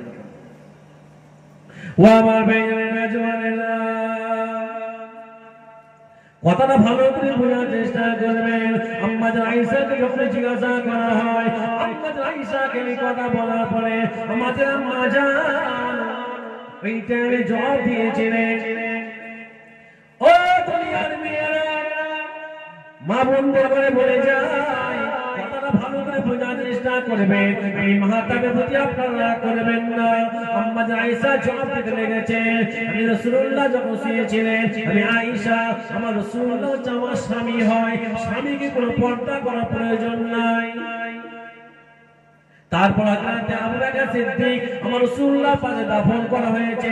হযরত আবু বকর সিদ্দিক আমার আব্বা জান হয়, বাপকে পর্দা করার কোনো প্রয়োজন নাই। তারপর হযরত উমর ফারুক যখন ইন্তেকাল করলেন, আমার আব্বা জানের পাশে যখন শোয়ানো হলো, হযরত উমর ফারুক আমার স্বামী নয়, আমার বাপ নয়। হযরত উমর ফারুক আমার স্বামী নয়, আমার বাপ নয়। এই জন্য আমি আয়েশা জিয়ারত করা বন্ধ করে দিলাম। কেননা আমার রাসূলুল্লাহর পাক জবানে আমি শুনেছি, যদি কোনো মেয়ে পর্দা যদি না করে ওই মেয়েটা জাহান্নামে চলে যাবে। তাই নয়, ওই মেয়েটা জাহান্নামে যাবে, তার জন্য 4টে ছেলেকে জাহান্নামে যেতে হবে। এই জন্য আমি আয়েশা জিয়ারত করা বন্ধ করে দিয়েছিলাম। আরো জোরে বলে, দেখে দুনিয়া থেকে বিদায় নিয়েছে, তখন কিন্তু পর্দা করছে। কথা ঠিক না বেটি? আল্লাহ রাসূল দুনিয়াতে বিদায় নিলেন, কথা বুঝবেন? নিবার পরে খলিফা কে হলেন? রাসূলুল্লাহ দুনিয়াতে বিদায় নিবার পরে খলিফা কে হলেন? হযরত আবু বকর সিদ্দিক। হযরত আবু বকর সিদ্দিক যখন দুনিয়াতে বিদায় নিলেন, হযরত আবু বকর সিদ্দিক যখন দুনিয়া থেকে দুনিয়া খলিফা হলেন, হবার পরে হযরত আবু বকর সিদ্দিক দুনিয়াতে বিদায় নিলেন। কথা ঠিক না বেটি? রাসূলুল্লাহ দায়িত্ব হযরত আবু বকরকে দিয়েছিলেন না দেননি? কথা বলছেন না কেন? আল্লাহ রাসূলের ইন্তেকালের পরে আমাদের আয়েশা আমাদের ফাতেমা কতদিন পর দুনিয়াতে বিদায় নিলেন? কিছু কম বেশি 6 মাস। তো হযরত আমাদের আয়েশা আল্লাহ রাসূল ইন্তেকাল করব, হযরত ফাতেমা কষ্ট পেয়েছিলেন। কি গো? আপনারা জানেন আমার রাসূলুল্লাহ সবথেকে হযরত ফাতেমাকে বেশি ভালোবাসতেন। কলিজা টুকরিজা আমার রাসূলুল্লাহ যখন কোনো ব্যবসায় বা যুদ্ধের ময়দানে যেতেন, শত শেষে হযরত ফাতেমার সাথে দেখা করতেন। আর যুদ্ধের ময়দান থেকে কিংবা সফর করে কোনো বিদেশ থেকে আসতেন, হযরত ফাতেমার সঙ্গে আগে এসে দেখা করতেন। যদি বলুন, এত ভালোবাসতেন। রাসূলুল্লাহ যখন ইন্তেকাল করলেন, ইন্তেকাল করলেন, আল্লাহ রাসূল হযরত আবু বকরকে কিছু গনিমতের একটা সম্পত্তি হালকা দিয়ে গেলেন। দিয়ে বলেছিলেন যে আবু বকর কথা শুনবেন, এই যে তোমাকে আমি দিয়ে যাচ্ছি সম্পত্তিটা, এটা কিন্তু তুমি কিন্তু ভালোভাবে দায়িত্ব পালন করবে, যেন এটা যেন খেয়ানত করবে না। ইন্তেকালের পরে হযরত ফাতেমা হযরত আবু বকর সিদ্দিককে বলে পাঠালেন যে হযরত আবু বকর সিদ্দিককে যে বলেন, আমার খুব অভাবে সংসার চলছে, ঠিক মতো দুবেলা খাওয়া হচ্ছে না, আমার বাচ্চা হযরত ইমাম হাসান হযরত ইমাম হুসাইন ক্ষুধার্ত আছে। হযরত আবু বকরকে যে বলেন, আমার আব্বা জান যে সম্পত্তিটা হযরত আবু বকরের হাতে দিয়ে গেছে, তার থেকে যেন আমি ফাতেমাকে কিছুটা দিয়া। শুনছেন? এই সংবাদটা যখন গেল, হযরত আবু বকর সিদ্দিক বলে পাঠালেন ফাতেমাকে যে বলো, ওইটা থেকে আমি ফাতেমার জন্য কিছু করতে পারবো না, অর্থ আমি দিতে পারবো না। আপনাদের কাছে আমার একটা প্রশ্ন, অভাবে সংসার হযরত ফাতেমা, রাসূলুল্লাহ দুনিয়া থেকে কয়েকদিন হলো বিদায় নিয়েছে, এক কষ্ট, অভাবে সংসার হযরত ইমাম হাসান হুসাইন খেতে পাচ্ছে না। হযরত আবু বকরের কাছে সম্পত্তিটা আছে, হযরত ফাতেমা চেয়ে পাঠালেন, হযরত আবু বকর দিলেন না। হযরত আবু বকর ঠিক করেছে না ভুল করেছে ভাই?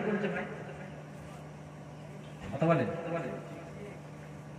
আমার কথা বুঝতে পারছেন না? পাচ্ছেন না? বলেন, নাহলে আমি আবার বুঝাবো। বুঝতে পারছেন না? পাচ্ছেন তো?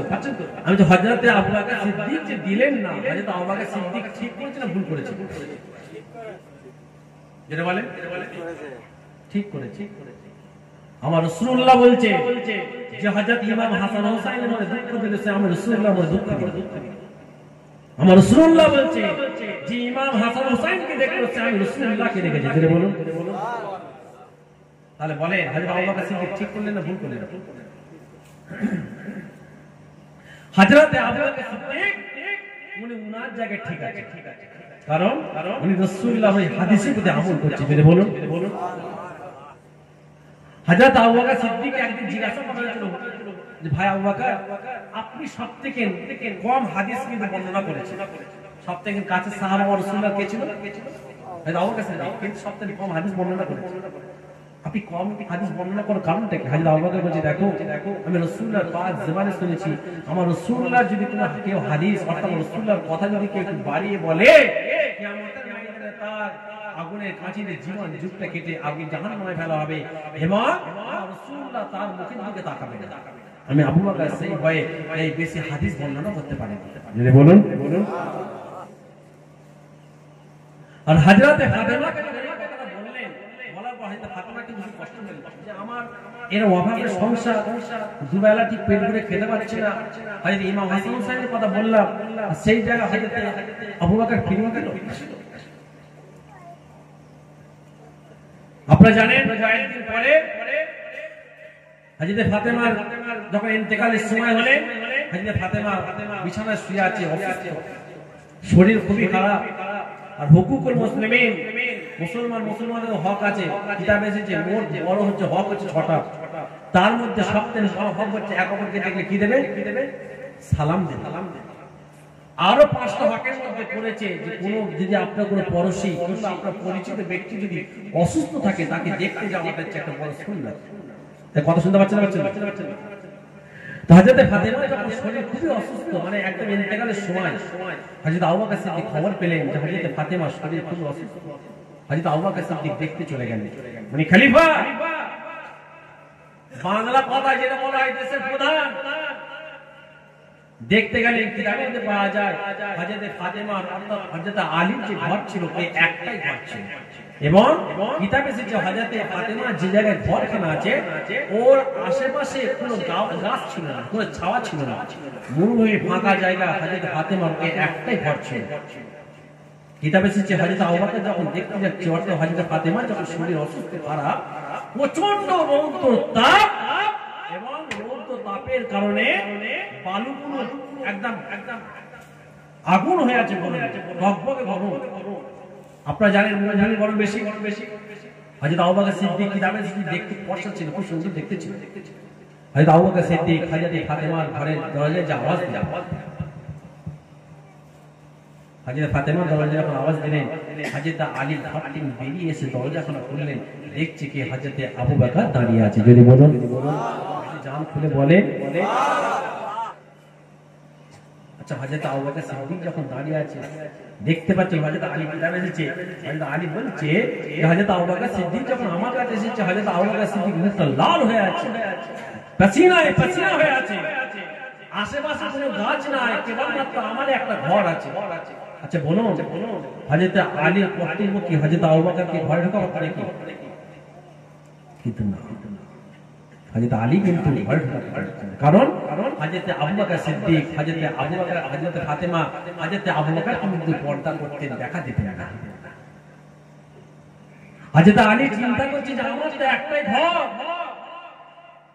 আমি ফাতেমা তো অসুস্থ বিছানায় শুয়ে আছে উঠার মতো ক্ষমতা নাই ফাতেমাকে আমি একটা অন্য রুমে কিংবা একটা অন্য ঘরের মধ্যে প্রবেশ করাবো সেই রকম ঘর আমার নাই আর আমার দরজার সামনে দিনের বাদশাহ প্রধান খলিফাতুল মুসলিমিন হযরত আবু বকর সিদ্দিক এসে দাঁড়িয়ে আছে এটা একটা বড় বেয়াদবি কঠিন হযরত ফাতেমা হযরত আলী জিজ্ঞাসা করছে ভাই আপনি এত কঠিন রোদ্দুরে আপনি এত কষ্ট করে আপনি আমার বাড়িতে এসেছেন কারণটা কি ও আমার ভাইরা জমানেরা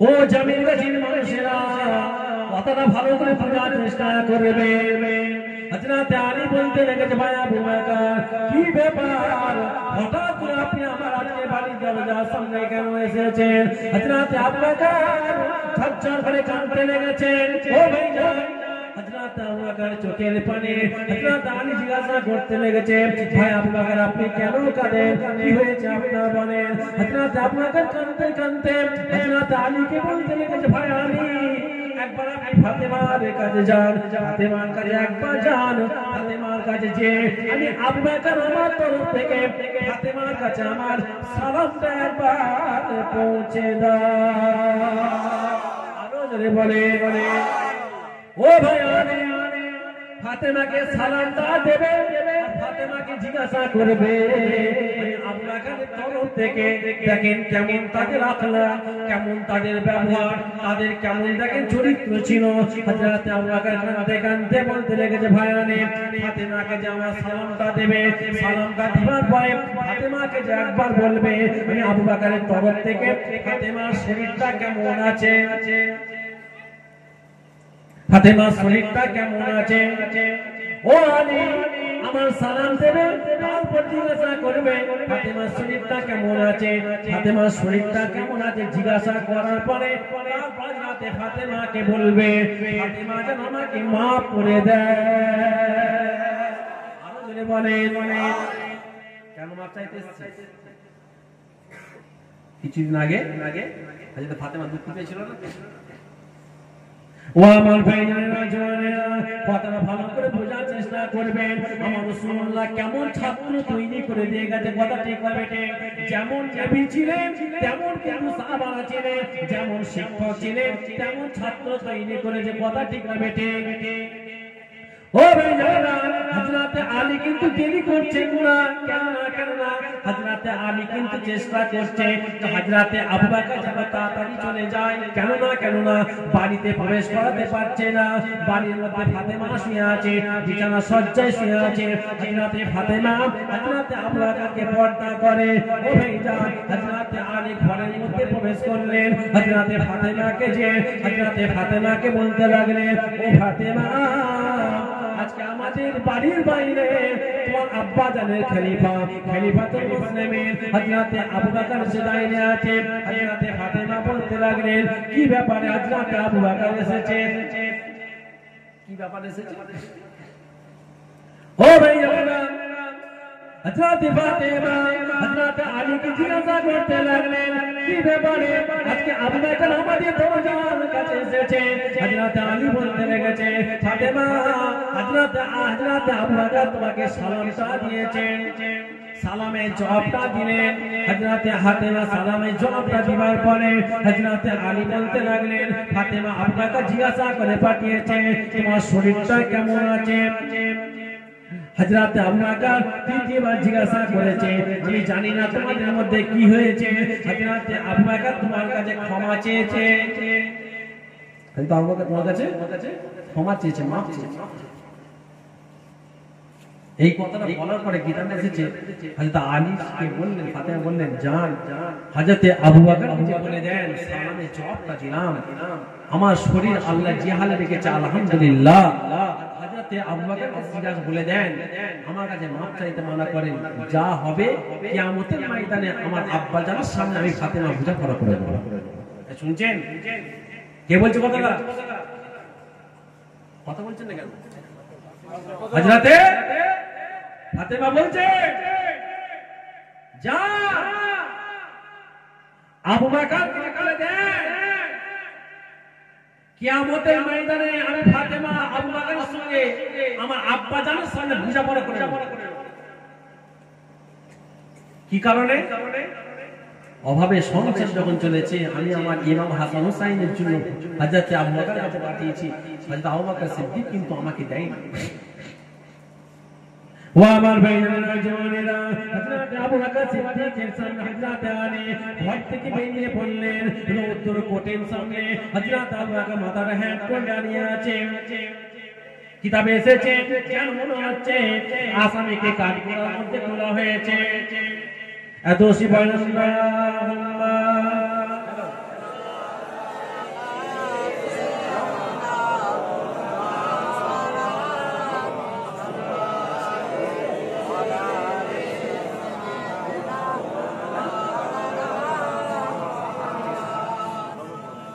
আল্লাহ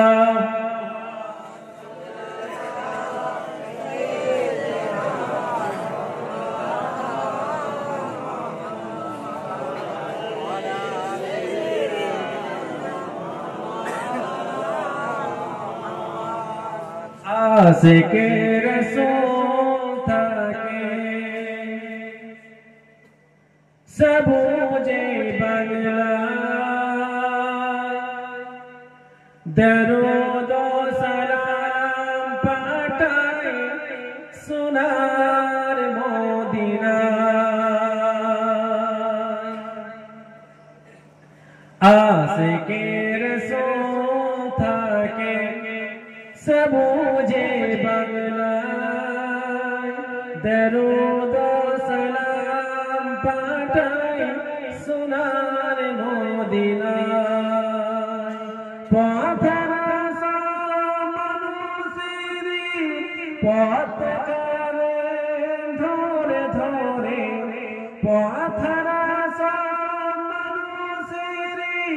পথখানে ধরে ধরে কুল মখলুকাত তাই দিল রাত কুল মখলুকাত তাই দিল রাত সর্বগুণগান দরুদ সালাম পাঠান সোনার মদিনায় আল্লাহুম্মা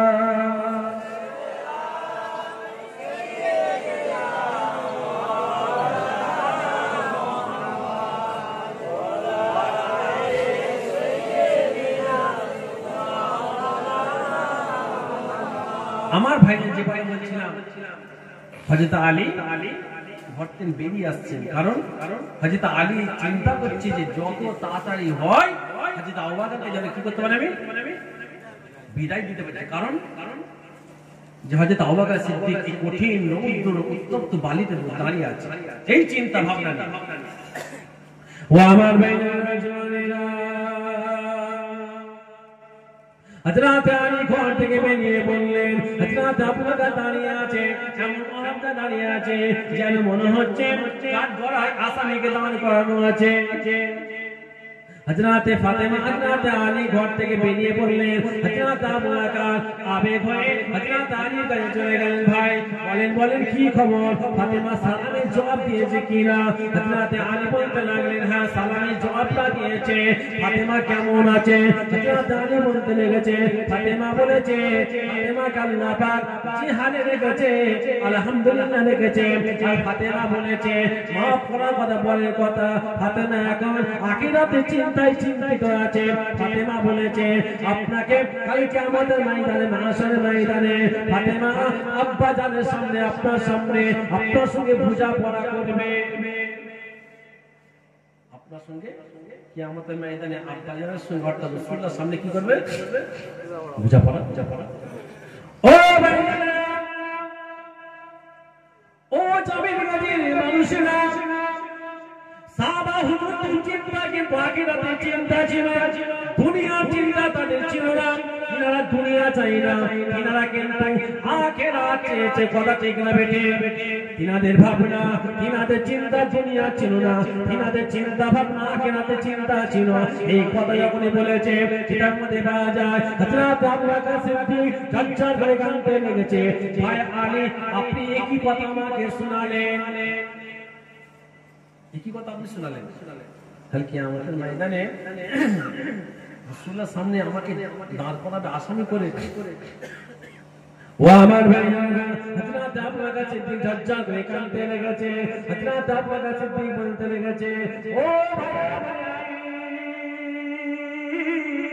একবার যাও ফাতেমাকে যে বলো ফাতেমা আমাকে যেন মাফ করে দেয় ফাতেমা যেন আমাকে ক্ষমা করে দেয় ফাতেমা যদি আমাকে মাফ না করে ফাতেমা যদি আমাকে ক্ষমা না করে আমি আবু বকর বরবাদ হয়ে যাব আমি আবু বকর ধ্বংস হয়ে যাব আমি আবু বকর শেষ হয়ে যাব কাল কিয়ামতের ময়দানে মাহশরের ময়দানে আমি আবু বকর কেমন করে আসামি হয়ে রাসূলুল্লাহর সামনে দাঁড়াবো আলী একবার জান ফাতেমাকে যে বলে দেয় ফাতেমা যেন আমাকে মাফ করে দেয় ও আমার ভাইরা এই কথা শোনার পরে হযরত আলী আবার ঘরের মধ্যে প্রবেশ করলেন অনেক লম্বা চওড়া ঘটনা আমি সংক্ষেপে বলবো সময় সংক্ষেপ আমার হাতে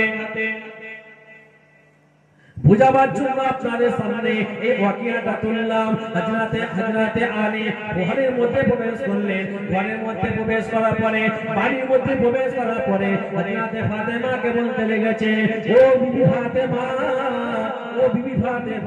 ঘরের বাইরে হযরত আবু বকর দাঁড়িয়ে আছে আবু বকর কিন্তু যায়নি আবু বকর আবার বলে পাঠিয়েছে আবু বকরকে যেন তুমি মাফ করে দাও আবু বকরকে যেন ক্ষমা করে দাও আবু বকর কেমন করে কিয়ামতের ময়দানে তোমার আব্বা জানের সামনে দাঁড়াবে সেই আবু বকরের সেই সাহস নাই ও হযরত ফাতেমা তুমি তোমার হযরত আবু বকরকে মাফ করে দাও হযরত আবু বকর ক্ষমা চেয়েছে হযরত আবু বকর মাফ চেয়েছে হযরত ফাতেমা ওইটা হযরত হযরতে আলীকে বলতে লেগেছে, আপনি যান আবু বকরকে বলে দেন, এখন আমার চিন্তা আখিরাতের চিন্তা, আমার এখন দুনিয়ার চিন্তা নাই, আমি এখন ফাতেমা আখিরাতের চিন্তায় চিন্তিত আছি। আমার মওতটা কেমন করে হবে, আমার কবরে কেমন করে দিন যাবে, আমার কবরে কেমন করে রাত যাবে, আখিরাতে আমি আল্লাহর সামনে কেমন সিংহাসনে দাঁড়াবো। এই হযরতে আলী আপনি যান দুনিয়ার চিন্তা আমার এখন নাই। হযরত আবু বকরকে বলেন, আমাকে পেরেশান না করে, যা হবে কিয়ামতের ময়দানে আমার আব্বা সামনে হবে, এখন আর কোনো কথা নাই। কিসের চিন্তা ফাতেমা আছে, কথা বলেন। মওতটা কিভাবে সেই চিন্তা, কবরে কি হবে, রাত কাটবে দিন কাটবে সেই চিন্তা, আখিরাতে আল্লাহর সামনে কি নিকলে দাঁড়াবে সেই চিন্তা। তাহলে বলেন দিনের ভাবনা কেমন ছিল, কথা বলেন। আজকে আপনি আমার ঘরে তো ফাতেমা আছে না নাই, আপনি আমার ঘরে তো আয়েশা আছে, আপনি আমার ঘরে তো রাবিয়া আছে না নাই। নাম রাখলে হবে না তিনাদের নামে, আহারে অমুকের নাম ছিল, নামের সাথে কর্ম আপনাকে করতে হবে, কথা ঠিক না বেঠিক? ও আমার ভাইরা, হযরত আলী ফাতেমা কার বেশি বিরক্ত করলেন না, কেন না ফাতেমার শরীর অসুস্থ, ফাতেমার শরীর খুবই খারাপ, এটার মধ্যে পাওয়া যায়। হযরত আলী ঘর থেকে বেরিয়ে বললেন, ফাতেমার কথা বলতে এলেন, আবু বকর দাঁড়িয়ে আছে, অতি রৌদ্র উত্তপ্ত বালির উপরে হযরত আবু বকর দাঁড়িয়ে আছে, করছে না, কিন্তু হযরত আবু বকর হযরত আলীকে দেখার পরে হযরত আলীর কাছে দাঁড়িয়ে বলতে ভাই কি খবর হয়েছে বলো ভাই। হযরত আলী বলতে লেগেছে, হযরত আলী আবু বকরকে বলতে লেগেছে, আবু বকর ফাতেমা এখন বলে পাঠিয়েছে, ফাতেমার এখন দুনিয়ার চিন্তা নাই, ফাতেমা এখন আখিরাতের চিন্তায় চিন্তিত, ফাতেমা বলে পাঠিয়েছে এখন কোনো কথা হবে না, যা হবে কিয়ামতের ময়দানে কথা হবে। এই কথা বলার পরে কিয়ামতে পেয়ে এসেছে, রিওয়ায়াতের মধ্যে এসেছে হযরত আবু বকর সিদ্দিক বাচ্চা ছেলের মতো কাঁদতে লেগেছে। ও ভাইরা, কিতাবের মধ্যে পাওয়া যায় হযরত আবু বকর কাঁদতে হযরত ফাতেমাকে বলতে, হযরত আলীকে বলতে লেগেছে, ভাই আলী এই কথাটা তুমি শুনে রেখে দাও, আজকে ফাতেমা যদি আমাকে মাফ না করে, ফাতেমা যদি আমাকে ক্ষমা না করে, আমি দরকার যদি হয় মরণ পর্যন্ত আমি আবু বকর ফাতেমা দরজার সামনে দাঁড়িয়ে থাকবো। আরো জোরে বলেন, ফাতেমা যদি আমাকে মাফ না করে, দরকার হয় মরণ পর্যন্ত আমি আবু বকর এই জায়গায় দাঁড়িয়ে থাকবো। বলুন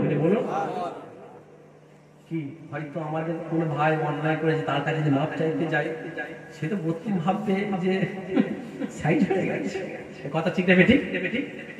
আর যদি একটু মুখ ঘুরিয়ে যদি ক্ষমা চাইতে গেছে, তাই বড় কথা না, মুখ ঘুরাচ্ছে, কথা ঠিক না বেঠিক? হযরত আবু বকর বলছে, দরকার হয় মৃত্যুর আগে পর্যন্ত আমি ফাতেমার দরজার সামনে দাঁড়িয়ে থাকবো, আমার আশা। যদি বলো যদি বলা যাবে না, দরকার দাঁড়িয়ে থাকে। ও আমার ভাইরা জানেরা, হযরত আবু বকর ঝরঝর করে কাঁদতে হযরত আলীকে বলতে লেগেছে, ভাই আলী একবার যান, আপনি আমার জন্য একবার কষ্ট করে এই কথা বলে দেন, দরকার যদি হয় আবু বকর আপনার দরজার সামনে মরণ পর্যন্ত দাঁড়িয়ে থাকবে। ও ভাইরা, হযরত আলী কিন্তু এবার পেরেশান হয়ে যাচ্ছে, অন্য কেউ দাঁড়িয়ে নাই, অন্য কেউ আজকে হযরত আলী দরজার সামনে আসে না, এসেছে খলিফাতুল মুসলিমিন হযরত আবু বকর সিদ্দিক। কোন আবু বকর? যে আবু বকর আমার রাসূলুল্লাহর জন্য টানা 6 মাস থেকেছে, যে আবু বকর সিদ্দিক মক্কা থেকে মদিনায় যখন রাসূলুল্লাহ হিজরত করেছে, সেই আবু বকর এসে দাঁড়িয়ে আছে, কথা ঠিক না বেঠিক? হযরত আলী ঘরে গেলেন, ফাতেমাকে বলতে লেগেছে, ফাতেমা মাফ করে দাও। ও ভাইরা, হযরত আলী বলতে লেগেছে, ফাতেমা তুমি আবু বকরকে মাফ করে দাও, আবু বকরকে ক্ষমা করে দাও। আজকে আবু বকর বলেছে, তুমি যদি ক্ষমা না করো, আবু বকর দরজার সামনে দাঁড়িয়ে থাকবে। ও আমার ভাইজানেরা, ও জওয়ান যুবকেরা, হযরত আলী হযরত ফাতেমাকে বুঝাতে লেগেছে, হযরত ফাতেমাকে বুঝাতে লাগলেন, ফাতেমা আবু বকরকে মাফ করে দাও। জানো এটা কি তোমার জানা আছে? এটা কি তোমার জানা আছে? আজকে তোমার ঘরের দরজার বাইরে কোন আবু বকর দাঁড়িয়ে আছে? যে আবু বকর তোমার আব্বা জানের সব থেকে কাছের মানুষ ছিল, যে আবু বকর তোমার আব্বা জানের হীরা গুহার সঙ্গী ছিল, যে আবু বকর তোমার আব্বা জানের জন্য সাপের কামড় খেয়েছে, যে আবু বকর তোমার আব্বা জানের জন্য টানা 6 মাস বিছানায় টানা 6 মাস জেগেছিল, যে আবু বকর তোমার আব্বা জানের জন্য মক্কা থেকে মদিনায় হিজরত করেছে, যে আবু বকর তোমার আব্বা জানের জন্য সারা জীবনের সম্পত্তি যা ছিল উম্মতের জন্য বিলিয়ে দিয়েছে, যে আবু বকর তোমার আব্বা জানের জন্য সারা জীবন নেকি কোন উম্মতের জন্য দিয়ে দিয়েছে। আজকে সেই আবু বকর তোমার দরজার সামনে দাঁড়িয়ে আছে। ও ভাইজান, এই কথা বলার পরে হযরত ফাতেমা বিছানায় কাঁদতে কাঁদতে হযরত আলীকে বলতে লাগলেন, জান জান আবু বকরকে বলে দেন, আবু বকরকে শুনে দেন, আজকে আমি আবু বকরের প্রতি আমি ফাতেমা খুশি হয়ে গিয়েছি। আজকে যে বলে দেন ফাতেমা তরফ থেকে আবু বকরকে একবার সালাম আরেকবার দিয়ে দেন, আমি ফাতেমা আমি আমার আবু বকরকে ক্ষমা করে দিয়েছি। আরো জোরে বলে দেখেন, রাসূলুল্লাহ যেমন শিক্ষক ছিলেন সেরকম ছাত্র তৈরি করেছে। কথা ঠিক নেবে ঠিক হযরত ফাতেমাও কিন্তু মাফ করলেন, চিন্তা করলেন মাফ করনে ওয়ালা কেমন আল্লাহ স্বয়ং ভালোবাসে। যদি বলুন ওয়াকিয়াটা শুনলে আমরা দুটো জিনিস পেলাম। এক, আমার রাসূলুল্লাহ কত সুন্দর তাদের মধ্যে আদর্শ দিয়েছিল, আর দ্বিতীয় হচ্ছে হযরত আলী হযরত আবু বকরকে ফলো করছে কঠিন রৌদ্র তাপ, কিন্তু ঘরের মধ্যে প্রবেশ করাতে পারছে না, যেহেতু হযরত ফাতেমা কি করে পর্দা করে। আমি এটাই বলতে চাইছি। আর আজকে আমাদের ঘরগুলো যাচ্ছে ফুটবল মাঠ হয়ে গেছে। কথা ঠিক না মেডে? হ্যাঁ, বিয়ে বাড়ি হচ্ছে খালাতো ভাই, মামাতো ভাই, ফুফাতো ভাই, চাচাতো ভাই, গোষ্ঠী সব ভাই। কথা ঠিক না মেডে? বারবার বলে যাচ্ছে মেয়েদের ঘরে পর্দা করা, মেয়েদের ঘরে পর্দা করা, মেয়েদের ঘরে পর্দা করা। আল্লাহ পাক যেন আপনাকে আমাকে রাসূলুল্লাহর সুন্নাতে বজায় থাকার তৌফিক দেয়। জোরে বল আল্লাহুম্মা আমিন। আরেকটু জোরে বলা যাবে আল্লাহুম্মা আমিন। বিদায় নেব, নিবার আগে একবার সকলে আসেন রাসূলুল্লাহর দরবারে সালামের তৌফিক আনা গুনাহগারদের তরফ থেকে পৌঁছে দিয়ে নবী।